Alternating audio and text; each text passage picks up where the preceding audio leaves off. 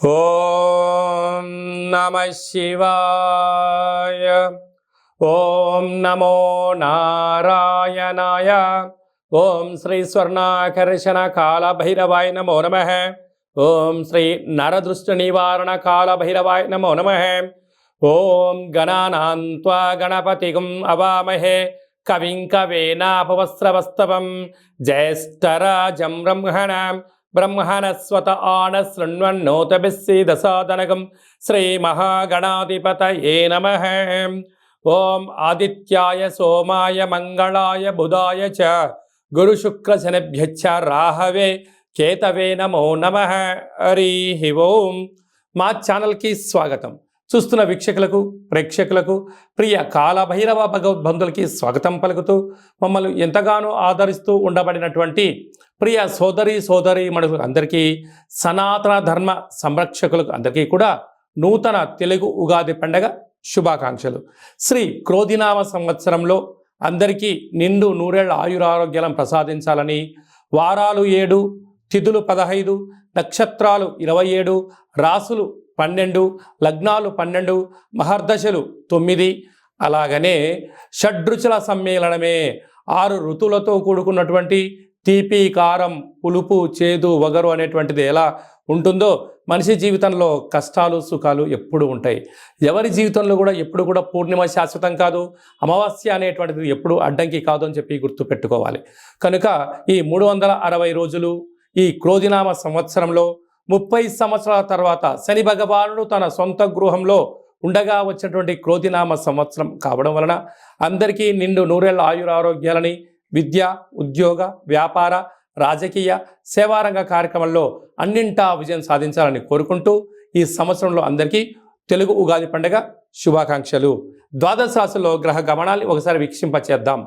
మేషరాశిలో గురు సంచార స్థితి, కన్యరాశిలో కేతు భగవాను సంచార స్థితి, కుంభరాశిలో శనిచర స్వామివారు స్వక్షేత్ర సంచార స్థితి, మీనరాశిలో రాహు సంచార స్థితితో ద్వాదశ రాశిలో గ్రహ గమనాలు ఈ విధంగా ఉన్నాయి. అలాగనే మనకు 26/4/2024 సంవత్సరంలో అనగా ఈ తెలుగు ఉగాది పండగ తదనంతరమే గురువు మేషరాశిలో నుంచి వృషభ రాశిలోకి నర్మదా నది పుష్కర సందర్భంగా గృహ మార్పు ఉందని చెప్పి గమనించాలి.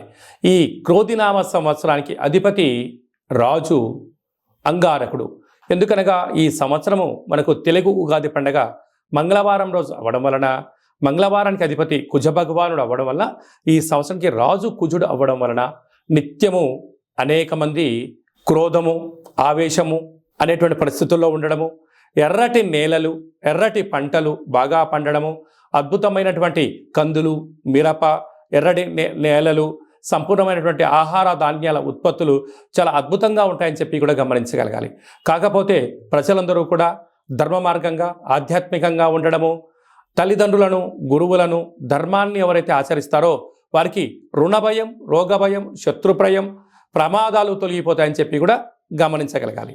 అలాగనే ఈ సంవత్సరము మంత్రివర్యులు శని భగవానుడు అవ్వడం వలన ఆ శని భగవానుడు ప్రస్తుత కాలమాన ప్రకారంగా కుంభరాశిలో సంచారము చేయడం వలన ధర్మ మార్గంగా ఎవరైతే ఉంటారో వారికి చాలా మంచి కాలము అని చెప్పి గమనించగలగాలి.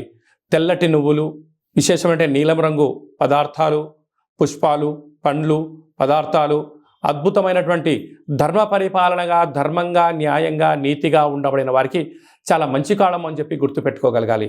ఎవరైతే అధర్మంగా ఉంటారో, అన్యాయంగా ఉంటారో, రాక్షస జీవన విధానంగా ఉంటారో, గతి తప్పిన జీవన విధానం ఎవరైతే అలవర్చుకుంటారో వారికి అనేక ఇబ్బందులు ఉంటాయని చెప్పి కూడా గమనించగలగాలి.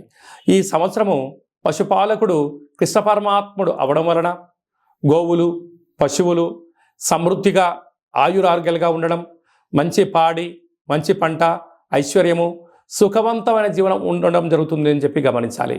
కాకపోతే ఈ సంవత్సరము శుక్రుడు అనేక రకాలమైనటువంటి ప్రభావం అధికంగా ఉండడం వలన అనేక మంది నిత్యము రోజు నూతన వస్త్రాలకు, బంగారు ఆభరణాలకు, వజ్ర వైడూర్యాలకు, విలాసవంతమైన జీవితాలకు, ఆధ్యాత్మిక తీర్థయాత్ర కార్యక్రమాలకి మొగ్గు చూపడం జరుగుతుంటుంది. కాకపోతే విచక్షణారహిత జీవితాన్ని పొందడానికి, మద్యమత్తు మాంసాల జీవితాన్ని పొందడానికి ఎక్కువ మంది మక్కువ చూపించే పరిస్థితి ఉంటుంది. కనుక దయచేసి అలా వెళ్లకుండా ఆధ్యాత్మికమైన చింతనతో మీరు ఉండగలిగితే ఈ సంవత్సరము అందరికీ పట్టిందల్లా బంగారం అయ్యేటువంటి యోగ్యత కనపడుతుందని చెప్పి గమనించాలి. సింహరాశి వారికి క్రోధినామ సంవత్సరంలో ఫలితాలు ఎలా ఉండబోతున్నాయో ఈ వీడియోలో సవివరంగా సంపూర్ణంగా తెలుసుకుందాం.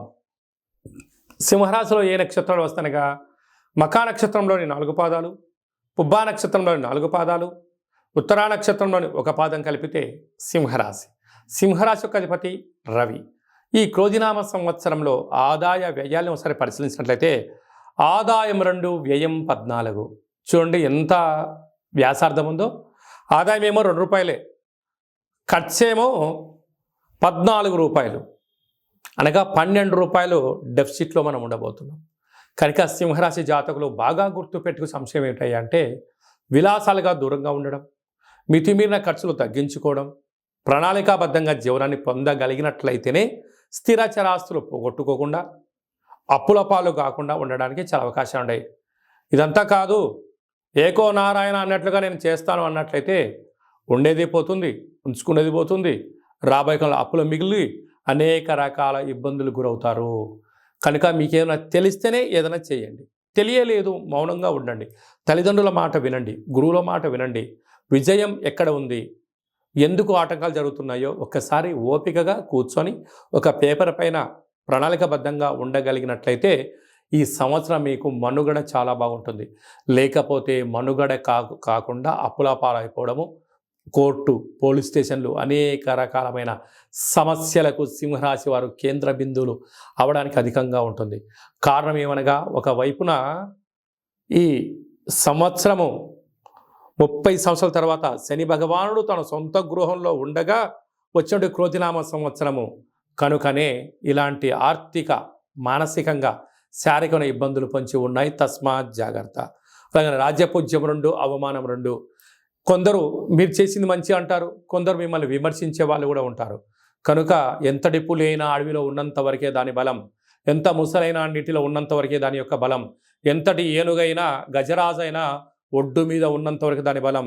ఈ గజరాజు నీటిలోకి వెళ్ళినా, ఆ ముసలి బయటికి వచ్చినా, అడవిలో ఉన్న పులి గ్రామాల్లో సంచరించిన బోన్లో ఎలా వేసేస్తారో అలాంటి అనేక రకాల సమస్యలు సింహరాశి వారికి పొంచి ఉన్నాయి. తస్మాత్ జాగ్రత్త. అదే కాకుండా వీరికి ధాన్యాధిపతి రవి అవ్వడం వలన వ్యవసాయ సోదరి మనులకు చాలా మంచి కాలం అని చెప్పి గమనించాలి.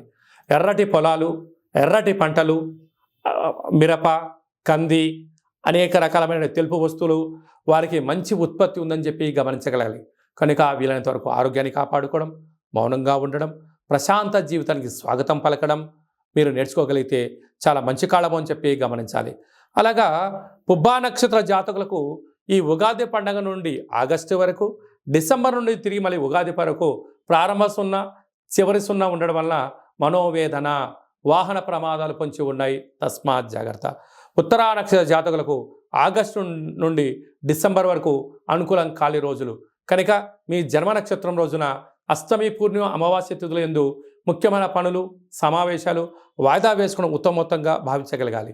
కనుక మీరు రురుకాళ భైరవ స్వామిని స్మరించడం వలన, ధ్యానించడం వలన, రురుకాళ భైరవ స్వామి యొక్క కూష్మాండ దీపాన్ని ఇంట్లో పెట్టడం వలన, ఆనంద దీపాన్ని, కాళభైరవ ఆనంద దీపాన్ని పూజామందిరంలో ఉండడం వలన, రురుకాళభైరవ స్వామికి సంబంధించిన 3 ఇంటి బయట పెట్టడం వలన రుణరోగం, శత్రువులు బాధ నుంచి మీరు బయటపడి ఐశ్వర్యం, ఆనందం మీ సొంతం అవుతుందని చెప్పి గమనించాలి.